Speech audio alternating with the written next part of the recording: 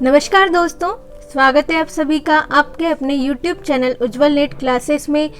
जैसे कि आपको पता है कि अभी जो टेंटेटिव एग्ज़ाम का मंथ डिक्लेयर कर दिया गया है एनटीए की तरफ से, मार्च से लेकर अप्रैल तक एग्ज़ाम होगी, ऐसा उसमें मेंशन किया गया है। तो अभी थोड़ा सा सीरियसली आप जो भी मैं आपसे करवा रही हूँ प्रीवियस ईयर पेपर्स, उनको ध्यान से रिवाइज़ कीजिए। तो ये 5 नवंबर का पेपर है जो 2020 में एग्ज़ाम हुई थी और ये उसमें हमारी 8वीं वीडियो है। तो इसके पहले जो 7 वीडियोस थी वो आप ज़रूर देख लीजिए। इस वीडियो को देखने से पहले मैं प्लेलिस्ट की लिंक आपको कमेंट बॉक्स में पिन कर दूंगी, वहाँ से आप एक्सेस कर सकते हैं। तो इस वीडियो में हम सिर्फ 5 सवाल देखने वाले हैं, क्वेश्चन नंबर 51 से लेकर 55 तक। तो जो भी चीज़ें मैं आपको बता रही हूँ वो आप ज़रूर नोट कर लीजिए, क्योंकि आपको कुछ नया सीखने को मिलने वाला है। जितना पेपर में दिया गया है इससे कुछ अलग भी सीखने को मिलेगा। तो चलिए शुरू करते हैं आज की वीडियो।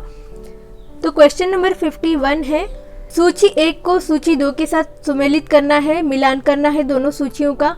तो सूची 1 में लेखकों के नाम दिए गए हैं और सूची 2 में पुस्तकों के नाम। लेखकों के नाम मैं पढ़ लेती हूँ। Alain Danielou, E Clements, H.A. Popley, Swami Prajnanananda. और पुस्तकों के नाम है history of Indian music, the music of India, introduction to the study of Indian music, northern Indian music. तो इनका मिलान करना है आपको। तो देख लेते हैं क्या है सही उत्तर। जब तक मैं ऑप्शंस पढ़ती हूँ तब तक आपने चेक करना है आगे भी कि आपके कितने क्वेश्चन सही हो पाते हैं। इससे आपको पता चलेगा कि आपकी कितनी तैयारी है। तो चलिए हम सही उत्तर देख लेते हैं। यहाँ पर कुछ आपको ऑप्शंस दिए गए हैं, इसमें से देखना है कि क्या सही है। तो इसका 4th ऑप्शन सही है फ्रेंड्स। तो सिर्फ सिंपली मिलान कर लेना है अपने। तो देख लेते हैं क्या है। ए का है 4 और बी का है 3 और सी का है 2 और डी का है 1। इसका मतलब है एलन डेनिलियो का northern Indian music, E Clements का है introduction to the study of Indian music और H.A. पोपली का है द म्यूजिक ऑफ इंडिया और स्वामी प्रज्ञानंद का है हिस्ट्री ऑफ इंडियन म्यूजिक। इस तरह से। तो चलिए आगे देखते हैं। अगला सवाल है क्वेश्चन नंबर 52, निम्न संगीत ग्रंथों को इनकी रचना काल के बढ़ते हुए क्रम में सही विकल्प चुनिए। तो बढ़ते हुए क्रम से आपने चुनना है इसका सही उत्तर। तो देख लेते हैं। चतुर्दंडी प्रकाशिका, संगीत पारिजात, संगीत राग कल्पद्रुम, नगमाते आसफी। इन ग्रंथों के नाम आपको आगे पीछे करके बताए गए हैं, तो मैं रिपीट नहीं कर रही हूँ, इससे आपका टाइम सेव होगा। तो इसका सही उत्तर है फ्रेंड्स ऑप्शन नंबर 2। चतुर्दंडी प्रकाशिका पहले आया था, फिर संगीत पारिजात, फिर नगमाते आसफी, फिर संगीत राग कल्पद्रुम। तो मैं आपको इनके ग्रंथकार बता देती हूँ कौन कौन है। तो चतुर्दंडी प्रकाशिका के ग्रंथकार हैं वेंकटमखी, संगीत पारिजात के हैं अहोबल और नगमाते आसफी के हैं मोहम्मद रजा और संगीत राग कल्पद्रुम के हैं कृष्णानंद व्यास। तो आपने नोट करके रखना है इन सभी नामों को। और नगमाते आसफी रिपीट हुआ है नवंबर 2017 में और दिसंबर 2018 में। नगमाते आसफी इस ग्रंथ का रिपीटेशन हुआ है, मतलब ये फिर से आया है।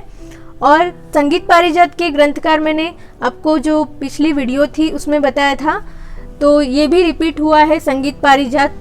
इसके ग्रंथकार अहोबल है। तो चलिए अगला सवाल देखते हैं। क्वेश्चन नंबर 53 है, निम्नलिखित संगीतज्ञों को उनके जन्म की वरिष्ठता के अनुसार इंगित करें।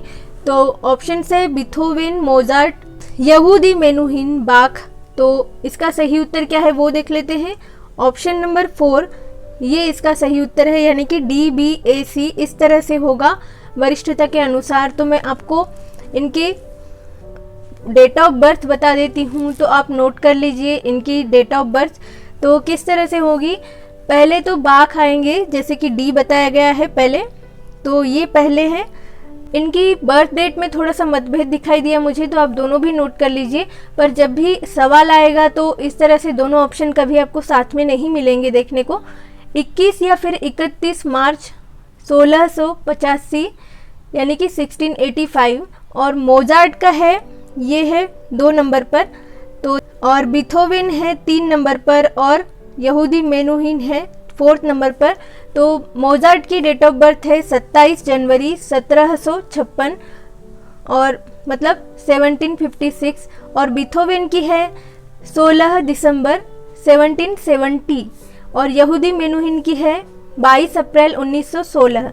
इस तरह से इनका क्रम होगा, आप अच्छे से नोट कर लीजिए इसे। तो चलिए अगला सवाल देखते हैं। क्वेश्चन नंबर 54 है। तो यहाँ भी दो सूचियाँ दी गई हैं, इनका मिलान करना है। तो पहली सूची में स्वरों के नाम दिए गए हैं और उनका क्रम दिया गया है दूसरी सूची में। तो देख लेते हैं हम। पहली सूची है पंचम, मध्यम, ऋषभ और गंधार। दूसरी सूची है द्वितीय, कृष्ठ, तृतीय, प्रथम। ये भी रिपीटेड क्वेश्चन है। तो इसका सही उत्तर है ऑप्शन नंबर 3।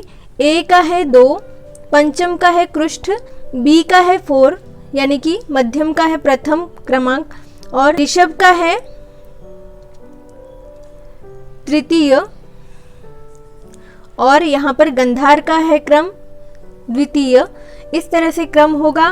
तो चलिए इस वीडियो का आखिरी सवाल देख लेते हैं हम। क्वेश्चन नंबर 55 है, राग जय जयवंती के संदर्भ में क्या सही है? तो आपके ऑप्शन है खमाज थाट, वादी रे, संवादी प, दिन के दूसरे प्रहर में गायन वादन, दोनों मध्यमों का प्रयोग, दोनों गंधारों का प्रयोग, और जय जयवंती राग बहुत बार रिपीट हुआ है। तो इसे ध्यान में रखना है अपने अच्छे से, इसकी जो जानकारी है। तो इसका सही उत्तर देख लेते हैं हम, क्या ऑप्शन दिए गए हैं देखिए यहाँ पर। तो सही उत्तर देख लेते हैं ए, बी और ई। देखिए ए, बी और ई इस तरह से ऑप्शन है। तो ए क्या है देख लीजिए, ए है खमाज थाट और बी है वादी रे, संवादी प, और ई है दोनों गंधारों का प्रयोग। इस तरह से ये सभी जानकारी जय जयवंती के बारे में सही है। तो आपने अच्छे से नोट करके रखना है। तो यही थे आज के 5 सवाल।